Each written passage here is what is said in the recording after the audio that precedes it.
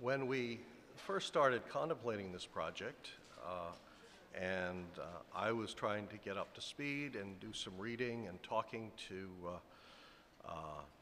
various people in the field,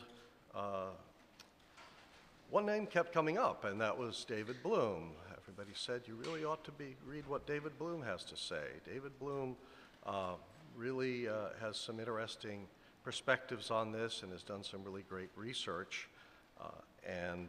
It's our great good fortune that David Bloom is our keynote speaker. He is the Clarence Gamble Professor of Economics and Demography, kind of spans both of the disciplines that seem pretty central to this at the Harvard School of Public Health. He's an economist. He's worked on health issues, demography, education, labor, and has focused particularly on issues of education in developing countries and all the links between all of these issues, and has published hundreds of articles and book chapters in books, and so it's my great pleasure to introduce Dr. Bloom as our keynote speaker.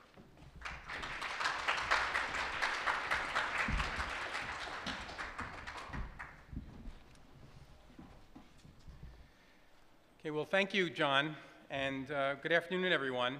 It's a great pleasure to be here. It's a pleasure because this conference is highlighting a hugely important issue, namely the interplay between America's population and its economic strength. That interplay is starkly evident throughout America's history, which has seen the nation grow its population from 5 million around 1800 to 316 million today, and it's projected to rise to more than 400 million by the year 2050. America's steadily growing population, when coupled with the strong work ethic of its population, our deep commitment to education and skill building, willingness to take risk, has been the ideal complement to our rich endowment of natural resources, our favorable geography, and our well-functioning market and political systems. But the fact is that serious inquiry into the demographic foundations of U.S. competitiveness has been rather neglected in recent years, which is why I say this conference is so unique and welcome. Now, as John just mentioned, I'm an economist. Okay, and that means three things. First, it makes me a member of a tribe that's often said to know too much for its own good and not enough for anyone else's. Second, it means that, unlike my ethicist colleagues who regard virtue as its own reward, I was taught to regard reward as its own virtue. And third, it means that I've been trained to take matters that are perfectly obvious and to make them utterly incomprehensible. But in the spirit of for the next hour or so, what I'm going to try to do is to break with that long-standing tradition among my peers and take a few complex realities and try to make them appear a bit more obvious. I would also say at the outset that I'm not endeavoring to undertake a comprehensive review of U.S. demographics or an equally comprehensive assessment of their economic implications. We don't have time for that. After all, it's lunchtime, not bedtime as well. So keeping that in mind, what I plan to do is to select a few ideas about economically consequential demographic changes that are trending now in academic and policy circles, and to explore what they might mean for our future economic prospects. Along these lines, I've divided the talk into three parts. The first part is devoted to briefing you in general terms on three ideas about the links between population dynamics and economic performance. The first idea is known as the demographic dividend. The second idea has to do with the notion of an age quake. And the third idea is well summarized by the tagline, healthier means wealthier. Following the discussion of those three ideas, the middle part of the talk will be more US-centric. Here what I'm going to do is to adopt a forward-looking approach to examining the economic challenges posed by demographic changes in the US in light of the demographic dividend, age quake, and healthier means wealthier ideas. And after that, I will sketch some behavioral and some policy adaptations that the U.S. can or naturally will undertake to preempt or respond to the economic challenges that demographic change has in store for us, or to take advantage of some new opportunities that demographic change creates. So the first idea, to get us started, that I want to mention is that of a demographic dividend. This term refers to an economy's potential for rapid economic growth when its population is concentrated in the prime years, in the prime ages for work and savings. So back to the time of Malthus, that being Malthus's essay on population, and for over 2 centuries after the time of Malthus, economic thinking on demographics suffered. It suffered because of economists' obsession with the rate of population growth as the sole demographic indicator of interest. And during most of that very prolonged 200-plus year era, it was commonly believed that rapid population growth impeded gains in the standard of living. But then during the 1980s and the 1990s, new evidence emerged that led most economists to think that population growth per se was actually neutral in its effect on economic growth. And now, more recently, we've had some further change, some further revisionism, as economists have come to understand that there's actually a lot more to demographics than just the rate of population growth. They've come to understand that the age structure of the population is also of great economic consequence. And in particular, I'm talking here about large youth cohorts, which are the natural product of high fertility rates. Large youth cohorts tend to depress the measured rate of economic growth. That's kind of the key insight. And they depress the measured rate of economic growth because children need to be fed, they need to be clothed, they need to be housed, they need to be educated, they need to have their medical care provided for, and all of that takes resources. And none of those resources appear out of thin air. Instead, those resources have to be diverted from other uses like the accumulation of physical and human capital, the development of infrastructure, research and development. And those diversions of resources from those uses to the basically bringing online large cohorts of children tend to slow the measured rate of economic growth. Now, by contrast, declining fertility allows countries to escape the burden, sometimes the crushing burden, of youth dependency and to expand the productive capacity of an economy on a per capita basis. That expansion occurs because fertility decline conveys an accounting boost to the share of the population that are at the prime ages for working and savings, and also because it conveys a behavioral boost to workforce participation and to savings rates. In 1950, the average woman in the world had 5 children over the course of her lifetime. Okay, today, that number has been halved, and it represents one of the greatest and most rapid social changes in all of human history. And it's not coincidence that the countries that have been able to achieve the most precipitous declines in fertility also tend to be the ones that have seen their incomes grow and their poverty rates decline most rapidly. The demographic dividend is essentially the roll-up of these ideas about changes in age structure.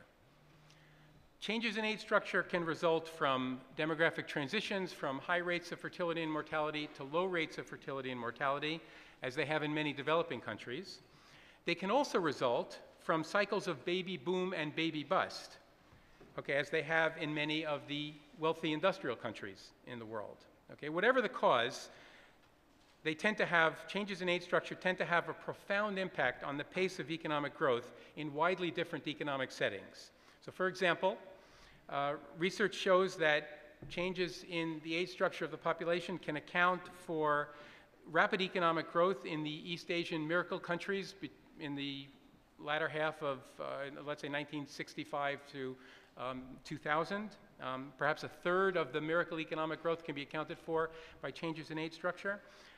Research shows that changes in age structure account for a doubling of the rate of economic growth in Ireland in the 1990s, the so-called Celtic Tiger.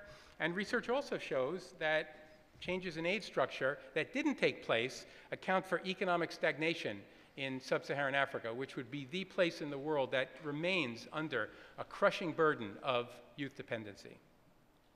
Now that said, it's also important to take note of the fact that a demographic dividend does not take place automatically. Okay? It requires policies and practices that promote the efficient use of labor and capital, including policies related to governance, related to business, related to labor and capital markets, trade, macroeconomic management, and relations with neighboring countries. Most importantly, it requires that workers possess the human capital needed to make productive economic contributions, which means education, it means training, and it means health, and in general, what we call human capital, which I will come back to. Okay, so that's enough for the moment on the demographic dividend. What I'd like to do now is to turn to the second idea, the age quake. So, as you've already heard, population aging is a rather daunting demographic prospect, okay? And what I would also like to make sure you understand is that there really is no shortage of commentators that are making the argument that population aging is going to drive a host of undesirable economic phenomena. So I'm speaking here about economic growth slowdowns, asset market meltdowns, sizable and persistent deficits, and severe workforce shortages. Among these commentators who are making these kinds of predictions, my favorite doomsayer is Pete Peterson. Pete Peterson is former CEO of the now defunct Lehman Brothers, former Secretary of Commerce, and former chairman of the New York Federal Reserve Bank. In a 1999 Foreign Affairs article, Pete went so far as to describe global aging as, and I quote, "a threat more grave and certain than those posed by chemical weapons, nuclear proliferation, or ethnic strife." Now, if we strip away the rhetoric here, what we see is that this class of arguments highlights the importance of labor and capital to the production of output and the creation of value. And the central concern that people like Pete Peterson have is that there are very strong life cycle patterns in work and savings, and that the older generation simply doesn't work and save as much as younger adults. Okay, and that's why he and others like him predict that population aging will slow or perhaps even reverse the engines of economic growth. In addition to these aging-related concerns, we can add another. And this other relates to what my colleagues and I in public health like to call the fundamental theorem of epidemiology. Okay, that theorem tells us that we all die once. Okay, so the interesting question is not whether we die, but when we die and how we die. And in that connection, the world is in the midst of an epidemiological transition. It's a transition from infectious diseases to non-communicable diseases as the dominant causes of death and disability. And when I use this term non-communicable diseases, also sometimes referred to as NCDs, that I'm referring to cardiovascular disease, cancer, diabetes, chronic respiratory disease, and mental illness as well, ranging from dementia to anxiety, depression, schizophrenia, and Alzheimer's. The major modifiable risk factors for NCDs are consumption of tobacco, alcohol, and certain diets, as well as physical inactivity. Okay, population aging is also a risk factor, but to the best of my knowledge, it's not a modifiable one, except perhaps in our own minds. NCDs, sorry, maybe it'll come up. NCDs currently account for almost 2/3 of deaths in the world.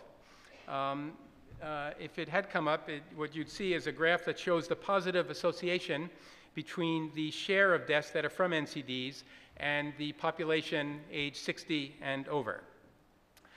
Some of the association is in fact driven by income. The wealthier countries tend to have older populations, but in fact, even taking account of income, there's still a very strong positive association between the mortality share associated with non-communicable disease and the older population share.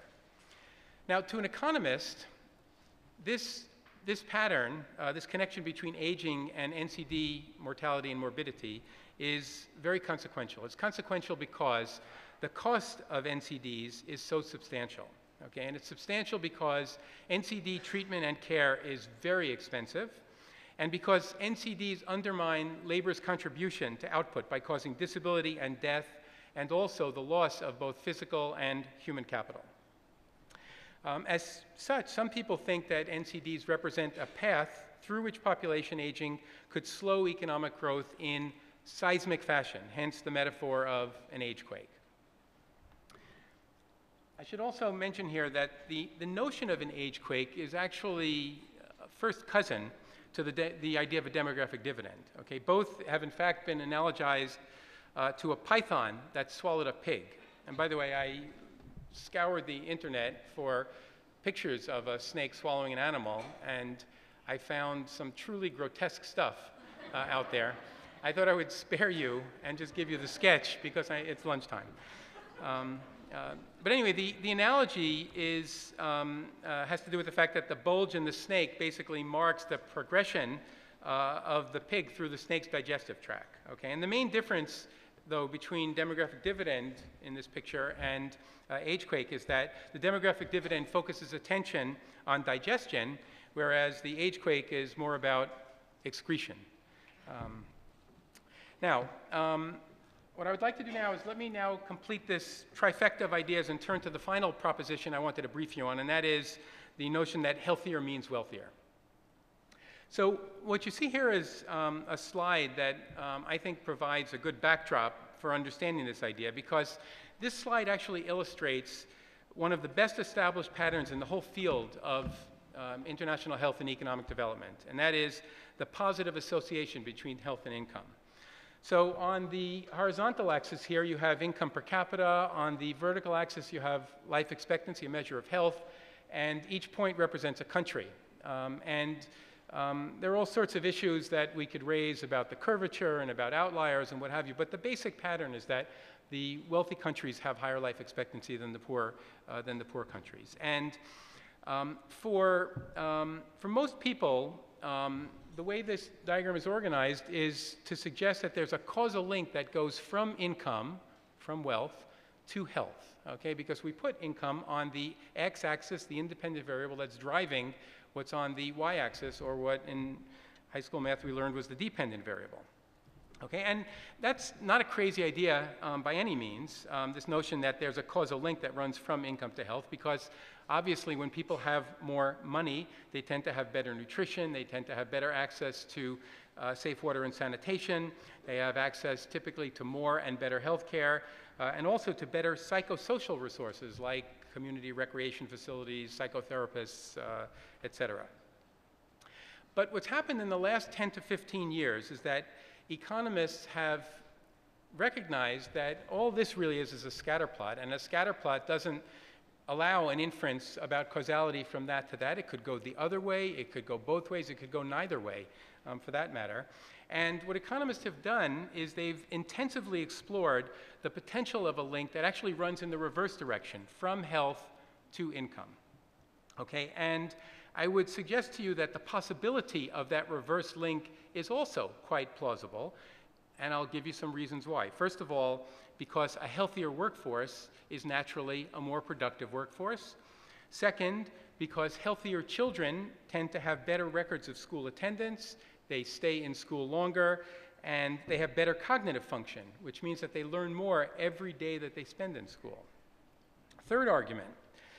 Healthy populations have higher savings rates. They have higher savings rates because people save more in anticipation of longer periods of retirement.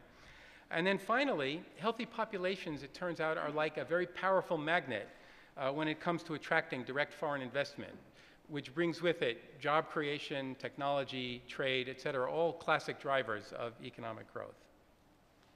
Please note, I put a map over where the U.S. falls in this chart. Please note that it's slightly below the curve, and I'm going to come back to that point in a few minutes. Now, in the past 10 to 15 years, a great deal of theoretical and empirical research has been done on this reverse link from health to income at both the national level and also the individual levels. And just to cut to the chase, this research, number one, establishes the existence of a link that does indeed run, as that blue arrow suggests, from health to income. Number two, it establishes that link operates through all four of the channels I mentioned a moment ago. And it also establishes that that link is very powerful and robust. So for example, a 10-year gain in life expectancy translates into as much as an additional percentage point of annual growth of income per capita. And this is based on a global sample over, let's say, the last 50 years or so. Now, part of the reason, I mean, 1 percentage point boost to economic growth might not sound like a whole lot, but actually it is quite meaningful. And it's meaningful because a 10-year increase in life expectancy, what it takes to get up to that 1 percentage point boost, a 10-year gain in life expectancy is well within the grasp of a very large number of countries, including the U.S. Okay, it corresponds to the gain in life expectancy that the U.S. has enjoyed over the past 6 decades. And it's also just half of the life expectancy improvement that several leading European demographers are projecting for many of the wealthy industrial countries during the remainder of this century. Another important reason why a 1 percentage point gain is a big deal is because of compound interest, which essentially serves to magnify the effect of that 1% boost when it's maintained over time. And if you have any doubts about the importance of compounding, I'd like you to note that Albert Einstein is sometimes reported to have identified it, and not E equals mc squared, as the most important mathematical discovery of all time. And if you still have doubts, please consider this statement from President George W. Bush's Treasury Secretary, John Snow, in March 2005. No comment.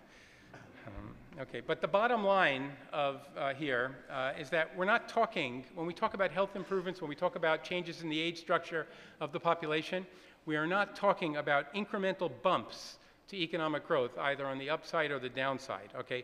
We're talking about transformative economic boosts, okay? That's what health improvements and more favorable age structures have the opportunity to deliver to us. Taken as a whole, these three notions, demographic dividend, age quake, and healthier means wealthier, what they actually do for us, and will do for us for the next 20 minutes or so, is they create a kind of a blueprint for looking at any country's demographics in terms of their likely economic impact. Okay, and what the blueprint does is it highlights 3 key demographics. First, the working age share of the population. Second, the elder share of the population. And finally, the health of the population. So what I'd like to do now with that in mind is to let that blueprint be our guide and take you on something of a whirlwind demographic review of the U.S. And along the way, I'll comment on the economic impulses created by each of the salient demographic trends or patterns. Now, to my mind, I would say the most dominant features of post-World War II U.S. demographic history are the changes in the age structure of the U.S. population. So this chart that you see on the screen plots the ratio of working age population to the non-working age population in the U.S. And I've defined the working age population as the people ages 20 to 64, and I've defined the non-working age population as people under the age of 20 and those age 65 and over. As you can see here, this ratio plummeted during the 1950s and 1960s. That was a consequence of the high fertility associated with the 1946 to 64 baby boom. And you can also see that this ratio has risen steadily for much of the period since 1970s due to fertility decline, also associated with the baby bust, but also due to the aging of large youth cohorts and strong inflows of working age immigrants. As you can also see, the ratio is currently in the early stages of a sharp decline. So in the last year, we heard a lot about the U.S. Facing its fiscal cliff, and what I'm telling you now is it also is facing a demographic cliff, and we are most definitely going over the edge. But having said that, I would just qualify it a little bit, because the fact is that the U.S., unlike a number of other wealthy industrial countries, continues to have relatively high fertility. and also strong inflows of immigration. And that's important because immigrants tend to be highly selective of working age individuals. And as a result of that, of the fertility and immigrant inflows, the magnitude of the drop, in other words, the cliff that we're about to go over, won't be as large as for some of our major economic competitors like Germany, Japan, and China. Okay, but the fact is, and it's kind of an important takeaway message for everyone here, our enjoyment of the demographic dividend is most certainly a thing of the past. Now, there's another way to appreciate the changing age structure of the US population, and that is to examine a progression of population pyramids for the US. So this is the pyramid for 1950. The gray bars here at the top represent people who are age 65 and older. The blue bars show the working age population, and the red bars show the population under age 20. This shape that you see here is actually a rather sad excuse for a pyramid. Although, as you'll see now, it does conform a little bit more closely to that shape as the baby boom proceeds through the mid-1960s. Okay, and now what you begin to see here at the base is the beginning of the effects of the baby bust, and that actually transforms the US population pyramid into something that, to me at least, is more reminiscent of not a pyramid, but rather a pot belly. And as we progress yet further closer to the present, we'll see that the pot belly also changes shape. It changes shape as a result of fairly stable fertility in the vicinity of 2 children per woman, coupled with, as I mentioned, substantial immigration of working age individuals. So let's bring it forward. By the way, in 1990, there was new attention to people aged 80 and over. So we focused just on 80 plus, but then in 1990 it changes. We're looking at a broader part. And now let's go yet further forward. And today we have, I don't know, we can all take the Rorschach test, I suppose. When I did, what I thought this looked like was a cylinder with a dunce cap. I don't know, I wonder if there's a shrink in the audience. I wonder what you'd say about that characterization. But anyway, let's go yet further, and we'll see as we come out to 2050 that the shape changes yet again. Okay, and I don't know what that looks like to you, but to me, it looks like a condom.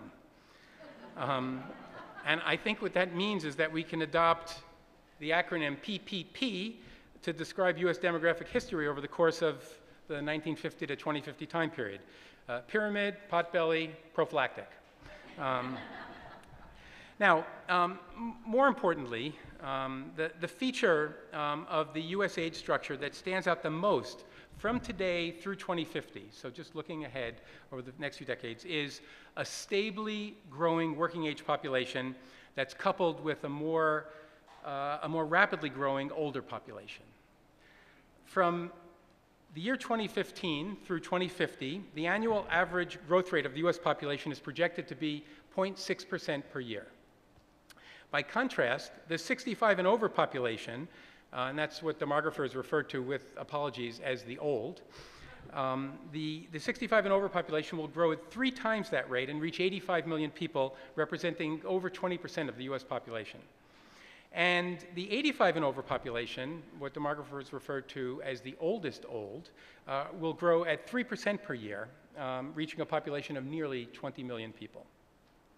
Now, I'm going to spare you more statistics on aging, but just in passing and for a slight change of pace, I would like to note the emergence of a special subset of really, really old individuals beyond centenarians. It's a subset of centenarians known as supercentenarians, those people aged 110 and over. So let me briefly introduce you to the 4 oldest living citizens of the United States, who all happen to be supercentenarians. First, we have Bernice Madigan here, who's age 113. You'll be interested to know that she starts off her day with a bowl of Wheaties, garnished with banana slices, and also with 4 glazed donuts. Here you have also 113-year-old Soledad Nexia, who has 45 grandchildren and became a U.S. citizen at the age of 100.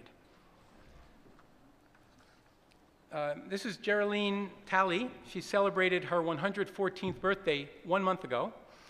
She celebrated it with much of her family, including her great-great-great-great-grandson. And it's reported that 1 week before her birthday, she went fishing, and she caught 7 fish. And then finally, we have Susanna Jones, who reports never having touched alcohol or cigarettes. She's also age 113, and she was recently compared to the Statue of Liberty, which is only 3 years older than she is. Okay, so now enough about the supercentenarians. We've covered the size and age structure of the U.S. population, but I'd be remiss if I didn't point out to you, and I know if I don't, someone will point it out to me, that the overall numbers that we've been talking about thus far mask considerable underlying heterogeneity in the population, and that heterogeneity could also be quite consequential. So most prominently, the heterogeneity takes the form of diversity in terms of race, ethnicity, and national origin. And just in the interest of brevity, I'm going to just give you 4 facts. Okay, so fact 1, 1 in 7 members of the U.S. population currently was born outside the U.S. So the U.S. accounts for less than 5% of the world's population, but it accounts for 20% of people who are living in some country other than, in a country other than the one in which they were born. In other words, the U.S. has been and continues to be a very strong destination for migrants. Fact 2, a century ago, Europeans made up more than 90% of all U.S. immigrants, but today, 90% of U.S. immigrants are from Asia and Latin America. Fact 3, non-Hispanic whites now account for less than 2/3 of the U.S. population, okay, and that's a figure that has been and is projected to continue falling through time. Hispanics only make up 1/6 of the U.S. population, but they will have accounted for more than half of U.S. population growth in the first 15 years of this century. And fact 4, blacks and Hispanics have lower levels of education than non-Hispanic whites. Pardon me.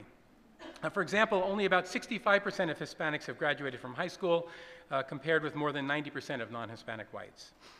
Now, the major concern stemming from this fact pattern is that black and Hispanic workers, who are making up an increasing share of the U.S. workforce, may bring fewer skills to the workplace. Okay, and that means that unless we can increase the educational attainment and skills of minority populations, the U.S. could see, logically, slower productivity and income growth. To put it another way, the U.S. economy is facing the prospect of a double demographic whammy. The first whack is going to come from the vanishing of the demographic dividend, and the second whack could come from changes in the composition of the workforce that might exert downward pressure on U.S. productivity growth. Now, I want to round out this discussion of U.S. demographics by saying a few words about the state of health in the U.S. So I've already mentioned that life expectancy in the U.S. increased by 10 years in the last 6 decades. That is the equivalent of life expectancy increasing 4 hours every day over the last 6 decades. It's a pretty astonishing achievement. But it's perhaps somewhat less remarkable in relation to the situation in other countries. So for example, life expectancy in the U.S. is the same as life expectancy in Chile and Costa Rica, both of which have less than half of the per capita income of the U.S. And it's even more shocking since we spend 7 times as much on healthcare per capita as those countries and more than twice the share of GDP. And lest you think that the U.S. fares poorly in these comparisons, because I've somehow highlighted countries that are very different from the U.S., please take a look at, at this graph, which shows health expenditure per capita and life expectancy for the G7 countries. The G7 countries are the most economically developed countries in the world. Now, it's widely known, and you can see it on the graph, that in the U.S. we spend roughly twice as much per capita on health as do other wealthy industrial countries.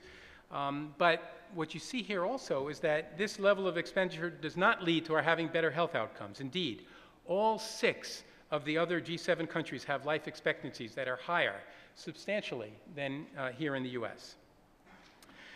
As is widely discussed in policy circles, rising healthcare costs have the potential to hobble the US economy.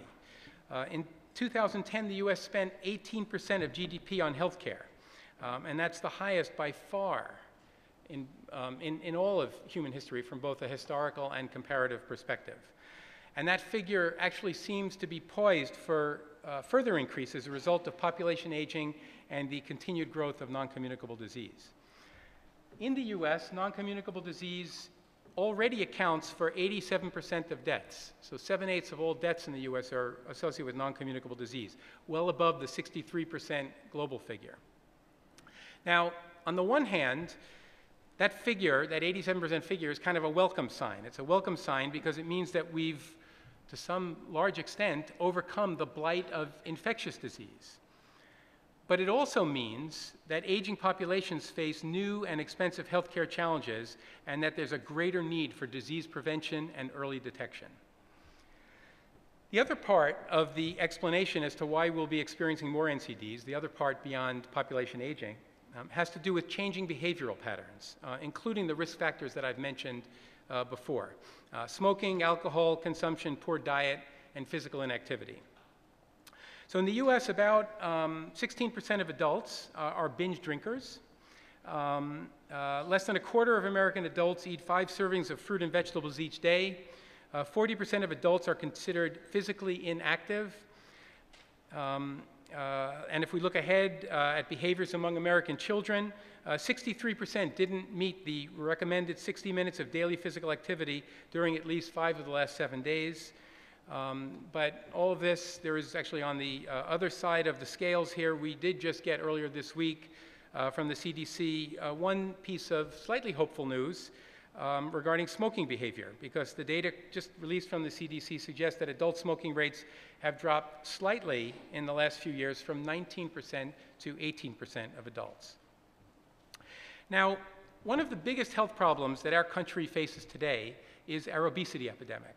Okay, obesity has been linked to diabetes and cardiovascular disease, and as these diseases disproportionately affect the elderly, anything that we can do to decrease the rates of obesity in our nation will go a long way to making our future a healthier and more productive one.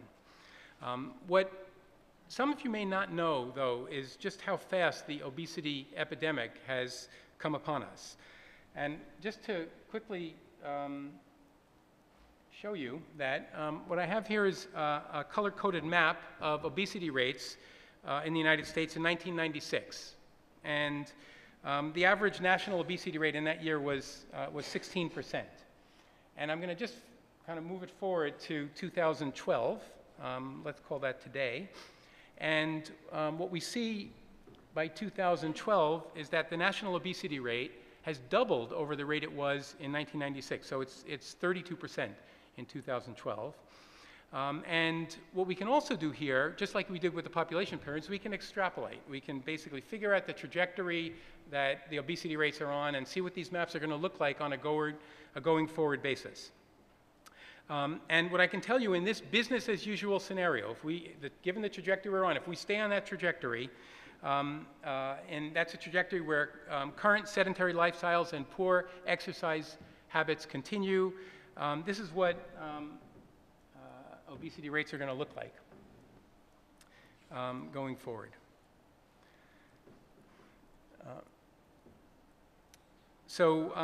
What these maps, I find these maps really stunning. I actually, the first time I saw them, I complained to the Centers for Disease Control. I said, you gave us these maps to compare over years, but then you changed the scale. And then they told me, no, they didn't change the scale. That's how much things have changed over time. And what they show is that the US has totally gone and is going over to the dark side in terms of adult obesity prevalence. Obesity of adults has risen sharply in every state in the US during the past 2 decades. In 1996, for example, where we started, Indiana had the highest obesity rate of any state in the country. It was 20% of the adult population had a BMI over 30. which is the standard for obesity. Okay, but in 2011, the lowest obesity rate in the country was Colorado. That was 21%. So in other words, the lowest state in 2011 was higher than the highest state just 15 years earlier. And that is a dramatic weight gain, pun intended, for the country. If the trajectories continue like we're seeing here, the scales are truly going to tip more because more than half of the US adult population will be obese by the year 2025, and all but 6 states will have obesity prevalence over 50% by the year 2030. And I also have to tell you that these figures that I'm sharing with you are conservative. If anything, they underestimate obesity rates in the US because they're based on height and weight data that are gathered from phone interviews. And in phone interviews, we know, it's been documented, that people tend to overstate their height and understate their weight. So if anything, the situation is worse. But the bottom line here, just to kind of snap the point into place, is that the physical profile of America's population is changing. It seems to be changing from this to this. Okay, now, so we've now covered the key trends and patterns of US demography and some of the salient economic challenges they pose. And what I'd like to do now is move into the third and final portion of my remarks and deal with public and private responses to some of those challenges. Some of you might be familiar with the expression, demography is destiny. Okay, it means that the social, the political, and the economic fabric of a nation is fundamentally determined by the size, the growth, and the structure of its population.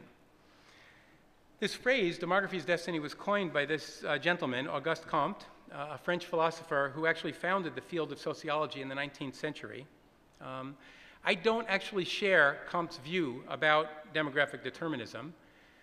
One reason I don't share it is because I recall quite clearly that dire predictions for the world economy abounded when world population was doubling from 3 billion to 6 billion between 1960 and the year 2000.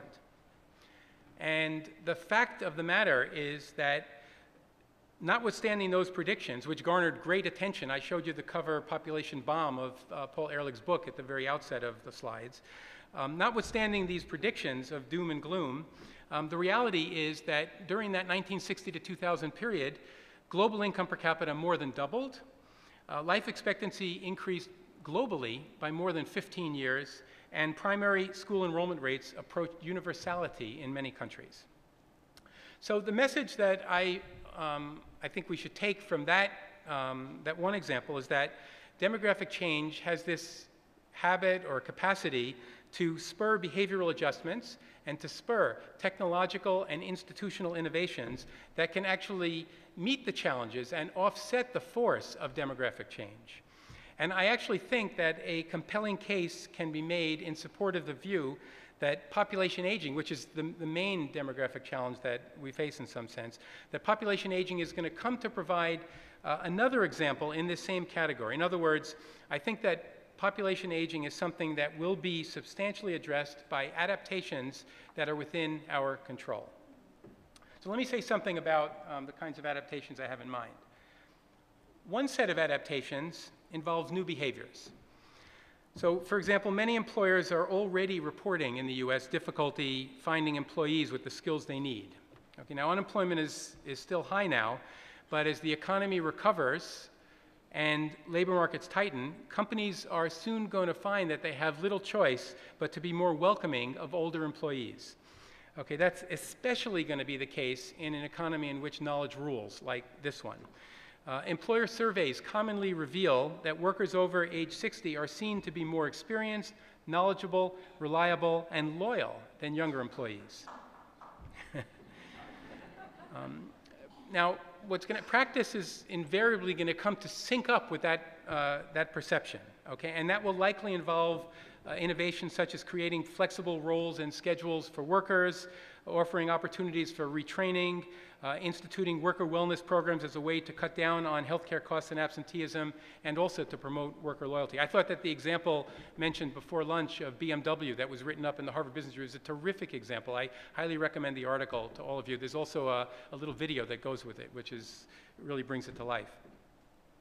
I think that we can also expect to see I would say a modest increase in the number of American women entering the workforce in response to the better pay and working conditions that tend to accompany tight labor markets. And cross-country comparisons seem to confirm that potential. And over the long run, what we're going to see is that tight labor markets are going to increase the incentives that parents have to invest in the health and education of their children, which is going to translate not necessarily into a larger labor force in the future, but into a labor force that is effectively larger in the future, because healthier and educated individuals count for more than one in terms of their productivity relative to less healthy and less educated.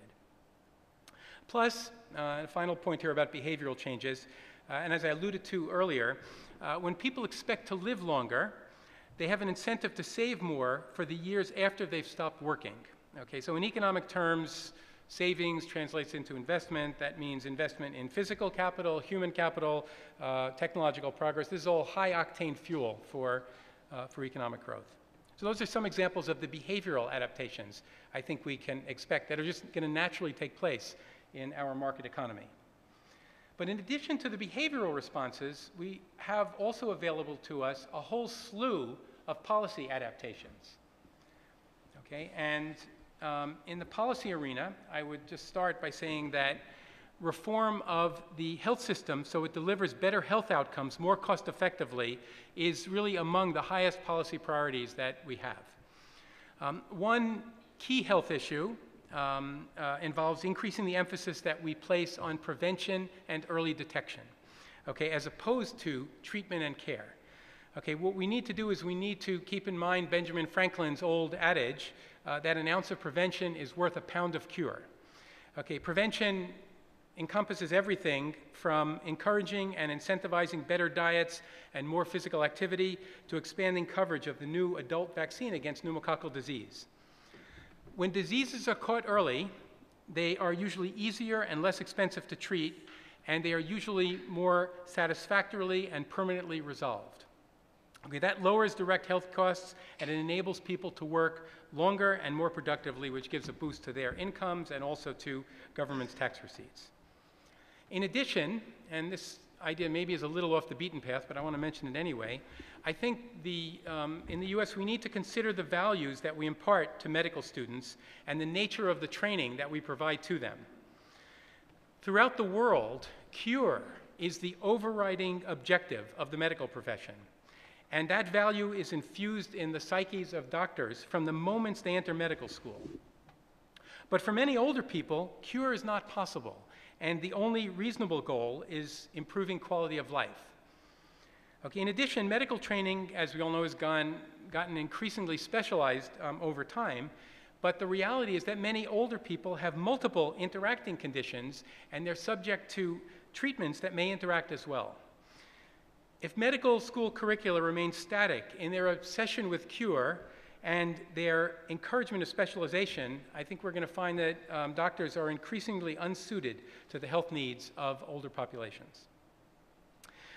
A second policy area that is crying out for reform involves our Social Security system. And the leading issue here relates, as we've heard, relates to the financial havoc that population aging is wreaking on the financial sustainability of the Social Security system because of its pay-as-you-go nature. There are a number of reforms to contribution and benefit schedules that could address this issue decisively. All of them, I would say, are likely to be politically contentious. For example, one possibility would be to cut back benefits, but that would jeopardize the economic well-being of the elderly, especially those who traditionally rely more heavily on Social Security benefits for support. I'm talking here about the less educated, the less skilled, and the less wealthy. A second response could be to further raise the age at which people are eligible for Social Security. And to many people, that seems quite reasonable. After all, with people living longer, it would seem to make sense that they should be working longer too. However, over the last few decades, life expectancy has not gone up uniformly for different levels of income. Life expectancy at age 65 for the top 50% of male Social Security earners in the US has increased by 6 years in the last 3 decades, whereas the life expectancy for the bottom 50% of earners has increased by less than 1.5 years. So Paul Krugman put this in a quite interesting way in the New York Times in late November last year. He said, why should janitors have to retire later because lawyers are living longer? So interesting point, worth thinking about. Third response on the Social Security front could involve increasing the Social Security tax, increasing it for everyone, or perhaps just eliminating the cap on income that's taxed. There's political downside here as well, though, because that would increase taxes without providing a corresponding increase in benefits. I would say my sense, the bottom line here, my reading, is that there are no magic fiscal bullets. And it's even more complicated by the fact that rising numbers of older people, coupled with their relatively high voter registration and participation rates, means that older Americans, as the British would put it, punch above their weight politically. And that's what makes Social Security and Medicare political third rails, which again further complicates the reform process. And this isn't just I don't know, a guess at what might be going on. I just share with you, briefly here some angry images of elderly European demonstrators expressing their feelings about recent statutory increases in age at retirement and cuts in social benefits. Some commentators have actually gone so far as to conjure up the image of gray riots in the offing, akin to the Arab Spring, but involving older people. Okay, a word on immigration, because immigration policy is a third policy instrument that we have for relieving the pressure of population aging. Immigrants are typically selected for their work ethic, for their ambition, for their willingness to take risk. Okay, and as I've mentioned, a large portion of immigrants are of working age. So 45% of immigrants are in their 20s and 30s, which is above the 27% rate for the US population as a whole. The influx of working age immigrants is actually a factor that pushes the working age share of the population in the US to decline more slowly. It's what makes the demographic cliff in the US less sharp than it is in other countries. And people have noted that liberalizing immigration policy in the US, especially for skilled immigrants, could provide a further boost to size and quality of the US labor force. On the other hand, immigrants are often very visible competitors for US jobs, and they add pluralism to the US. They add pluralism that can be quite challenging to the stability of our political and social systems. So this idea was actually put quite succinctly by a famous Swiss writer, Max Frisch, in the 1960s. He was trying to assess Europe's experience with guest worker programs, and he wrote, we wanted workers, but we got people instead. So I leave that to you to think about. The final set of adaptations I want to mention that to demographic change involve innovation. So I'm talking here about product innovations, process innovations, and institutional innovations.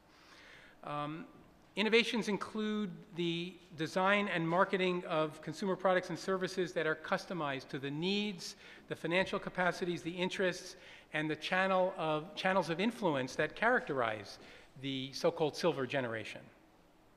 I would say that a major growth area here will involve using new information and communication technologies to promote healthy aging. So take, for example, telemedicine. We all know about the ubiquity of cell phones and the internet.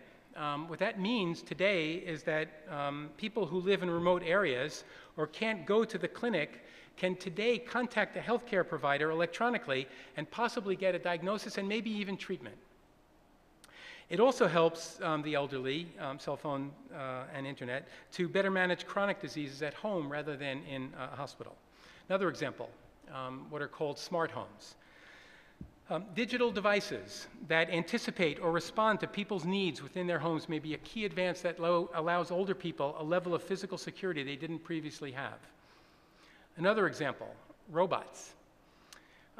Social robots can assist people with vital physical and cognitive activities, such as helping people retain their balance and walk further, reminding people to eat, reminding people to take their medicine. Related technologies can detect falls and report them to healthcare providers. Supposedly, the Japanese are even developing robots that can express emotion, if you can imagine that.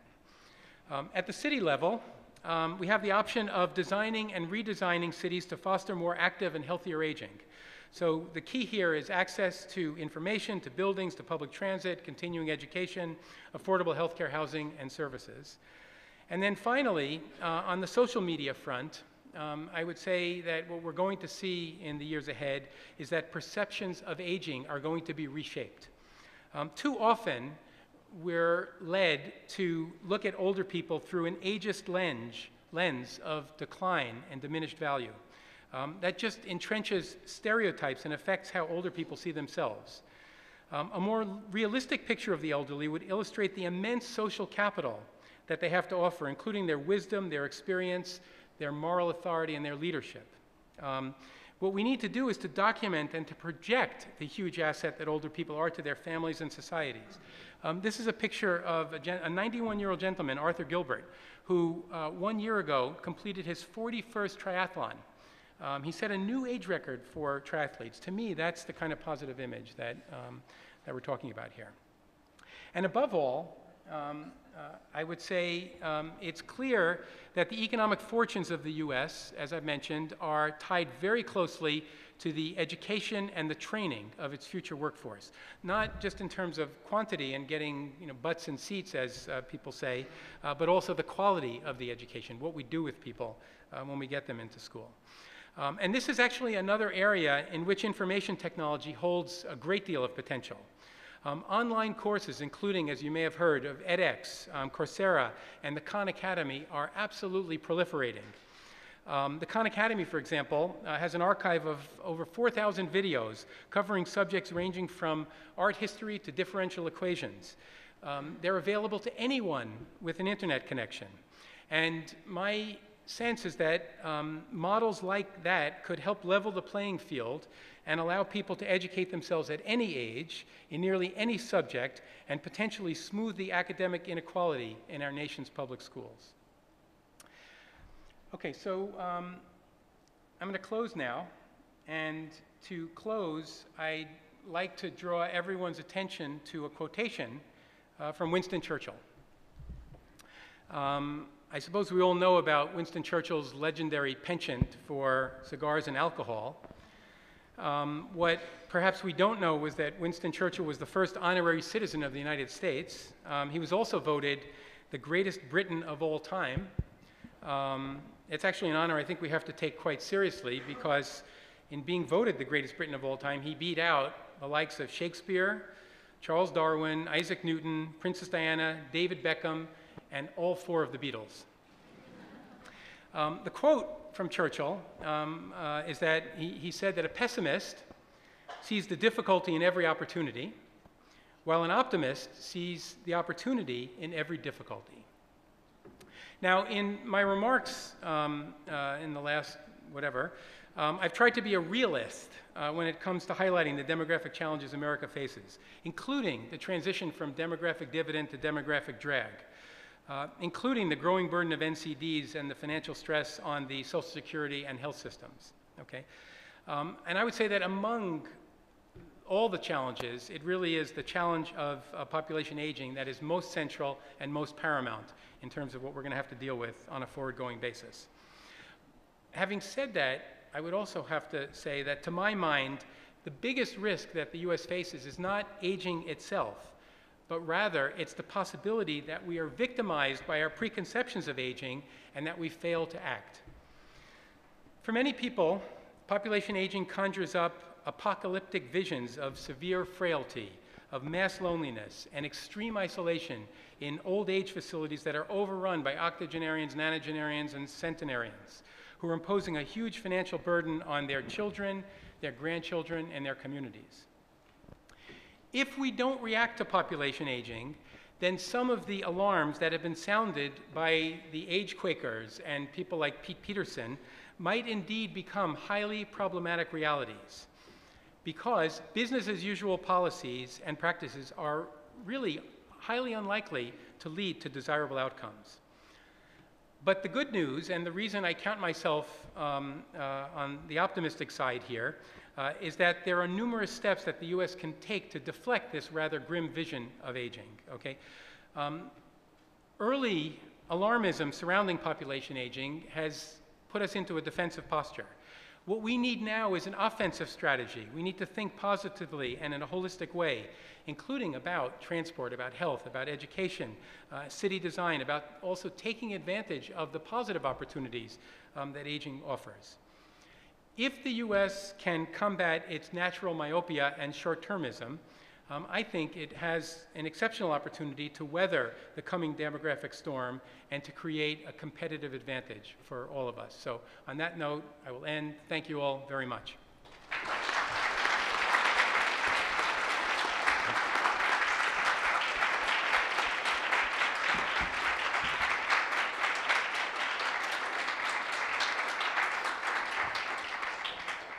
Thank you very much.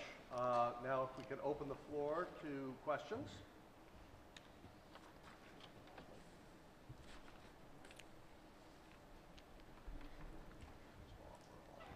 Yes, there we go. A microphone will be in your hand in a moment. Thank you. Janet Mancini-Bilson. I'll be badgering you with some slides later, more graphs, more facts. And thank you, David, for interspersing yours with some cartoons and pictures. That was really refreshing. My concern of late has been finding a retirement home for my mother, who is 91. I'm hoping to follow in her footsteps, since I'm now in my 7th decade. And I wondered what links can you bring to the discussion between, you mentioned technology and robots and so forth, and maybe that's the wave of the end of the 21st century for most people, but probably not right now. What links do you see between the need for better elder care, better housing, better retirement homes, more continuous care communities, which I've been looking at, where you go in as an independent senior, independent living, move to assisted living, and then eventually to high-skilled nursing care, nursing home, memory care units. What links do you see between the need for that and the way we educate and train our younger people who are coming into the workforce in how they think about older people? Because one of the things I've found is that it seems to be extremely difficult to find that tolerance for inability, for disability, for sickness, for disease among some younger people and even among middle-aged people. We have a society that values exercise and fitness. In spite of all the obesity figures, we also have a lot more people jogging than we used to. And here we have this group of people who are declining in function and who need care. So I'd like to hear your ideas about the perception issue. Answer or take a few? Whichever you prefer. Would you rather hear? Yeah, why don't we get a few out, and then maybe they'll overlap, or if someone also wants to respond, I'll have something to say in a moment. We have one, all the gentlemen toward the back, and then over in the aisle there. Hi, Paul Wagner again. Assuming that people do have economic value when they're age 64 and then they retain some economic value when they turn 65, do you see a way to incentivize employers to continue to hire people who go beyond the 65-year threshold? How might one do that? Or would it just amount to introducing a new custom where people no longer get pay raises but get gradual pay cuts? Or you see some other way to incentivize employers to hire older workers that I might not have heard. Okay, a third question here. And if you can keep the microphone a little artificially close, that Okay. sometimes tends to work better. In order to help young people to find jobs, therefore to support demographic trends in the future, what we spoke this morning, how deal better and faster with some negative or problematic effects of technologies and scientific advances that rather so accelerate on the labor market. Because even if technology is so good, there are some effects on the labor market that difficult labor for all the people, especially young people. One more, or do you want I'll to keep going? We're just taking it. Hi, I'm Marlene Lee of the Population Reference Bureau. You talked about the double whammy and your policy solutions. I know this is about aging, but your policy solutions really addressed the issue of population aging. Do you have any thoughts on the issue of the declining skill set that you largely attributed it to the differentials in education between the minority populations and non-minority populations? Okay, maybe I'll respond a bit now. So the declining skill sets and are only partly, obviously, attributable to issues related to minorities and the different racial and ethnic groups. It's certainly attributed to that, but it's also, I would say, a major problem just with the schools in the U.S. in the incentives. The cover of the, I think it was the Time magazine I had up there is, how do we fix our schools? Okay, I think the U.S., as we know from international test scores, does not, U.S. students don't score well on international tests. So it's obviously a much broader and deeper problem, okay? I mean, economic inequality is part of it, but it's only part of it. There are, many other parts as well, and I think the school system fundamentally needs institutional restructuring, and whether that's incentive pay for teachers, or it's just, changing the way we finance school systems, or relying, as I mentioned, on better technology. I think it's, that's probably a whole day's conference to speak about that. And we need also to take, I think, very much a life cycle approach to schools. What happens, before kids get to kindergarten, we also now know is extremely important, and what happens at each stage as well, because so much of learning and education is cumulative. But I don't, if anything I said was interpreted as laying it all at the feet of underskilled minority, that's not the intention. That's just a piece of the issue. With respect to Janet, your question or comment about was it your mother? Yeah. So please congratulate her and tell her that 91 is the new 75. And actually, I think the point you raise about the lack of tolerance for many of the features and attributes that older individuals have among the younger generation, I think there's a lot of truth to that, and I think it is a major social issue to deal with. We don't necessarily need to have younger individuals looking after older individuals. Elders, seniors caring for other seniors. So, the 75s taking care of the 85s. We're starting to see a bunch of businesses come up. There's a company called Home Instead, where instead of basically situating people in institutional settings, they stay home and they're looked after by other older individuals in their communities. It's a very interesting model. It's catching on like wildfire. It's spreading very rapidly in the U.S., and not only in the U.S., it's spreading internationally. I don't know, it's in somewhere between 15 and 40 countries now, that particular company. And I think we're going to see other models like that as we go. But it's a very good point that you raise. No easy answers there, but something that we all need to be sensitive to. In terms of incentivizing employers to hire individuals. I think part of the issue here has to do with the disincentives that older individuals face sometimes to stay at work. And those disincentives might come from, let's say, private pension systems that may create actually very powerful incentives to stop working at a certain point in time. Also, employers often face a situation where they feel it's difficult to reduce someone's pay to conform to their productivity, which may actually change over time. It may begin to diminish as individuals get older. But it's very difficult to make those kind of adjustments. So I think that's something that if we do want to attract older individuals to stay in the workforce and make it viable for employers, we're going to have to work both on the demand and the supply side. We're going to have to basically make sure that it makes good economic sense for employers so they're not overpaying people relative to competitive markets and outsourcing and offshoring jobs and what have you, because that's a better option.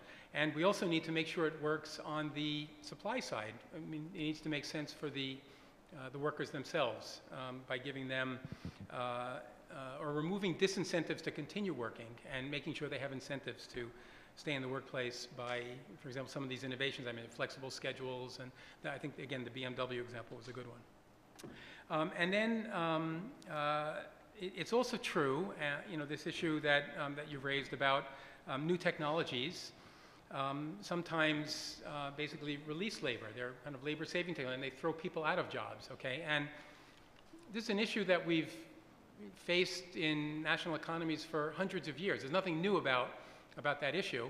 What we need to do is we need to adapt to it. Just because we have a particular job doesn't mean we have legal ownership of that job. If it doesn't make sense anymore, we need to be nimble, and so that's why I mentioned retraining as, I think also a very important option.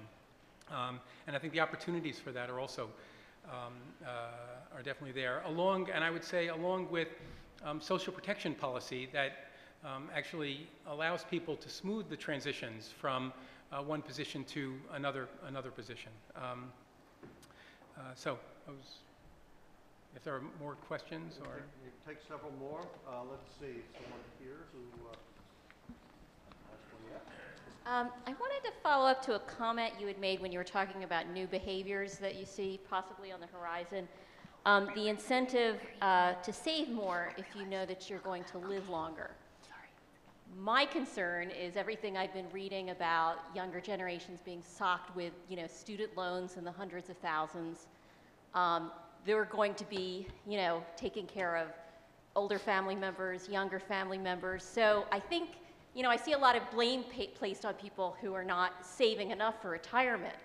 But if you're told you need, $2 million saved to have the quality of life that you're used to, and that's maybe not possible for most of us. So I wanted to know if you could talk a little bit about, what you see in the future given, these challenges that people are faced with, also knowing that something like only 16% of people have pensions. So, those of us who are saving through 401ks, we're dealing with the volatility of the market, plus a lot of debt. Yeah, no, these are important questions that you're raising. So the idea is basically the following. If we did a thought experiment, imagine that we all thought we were going to live to age 60. And so we'd probably say to ourselves, well, we'll probably work pretty much up until we die, and that'll be fine. That work will finance our consumption until we die. Okay, now let's change the thought experiment and say we now think we're going to live to age 85. Now we say to ourselves, well, we're probably going to work up until a certain point and then have a period of, maybe 15 or 20 years of retirement. And that creates a problem for us. We say to ourselves, well, how are we going to finance ourselves, our expenditures in retirement? And there are several options that we have. Option number one is you could say, well, I will do what people did since the beginning of time, live off my children. Okay? And just as a piece of private advice, that's probably not a good idea. Okay? Yeah, and you only have one. Well, and that's part of the reason it's not a good idea, actually, because we have fewer of them, and they're moving, and they don't really want to, pay attention to us. Okay.